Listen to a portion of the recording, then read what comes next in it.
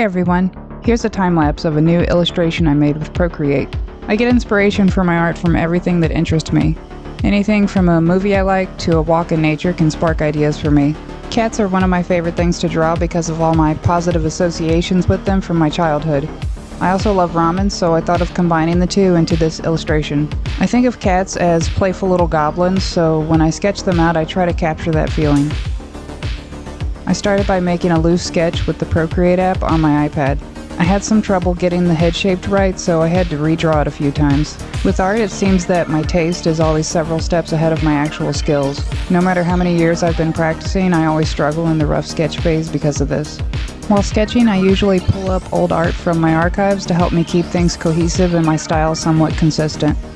I don't think of style as something that I find and keep. Instead, I think of my art style as something I've always had, and it is constantly changing and evolving. Still, I try to keep my art looking fairly similar to things I've done recently. To help me fix the head, I looked at the last cat illustration I made and sketched it similar.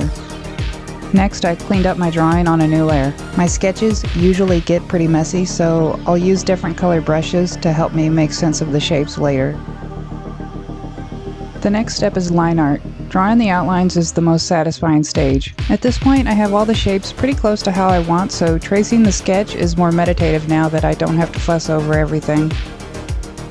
Now I make a flat block of color for each element, all on its own layer. Once all the main flats are made and I know the color scheme I want, I can make shadows and highlights. For this illustration, I'm sticking with a simple process. The shadows are just flat blocks of color with no variation in the opacity. For the highlights, I set the layer mode to add in Procreate and turn down the opacity of the layer just slightly. Finally, I change the background color and recolor some of the line art so everything is visible. Here's the final artwork. If you like this illustration, be sure to subscribe to my YouTube channel for more. You can also support my art at cellsdividing.com. Thanks for watching.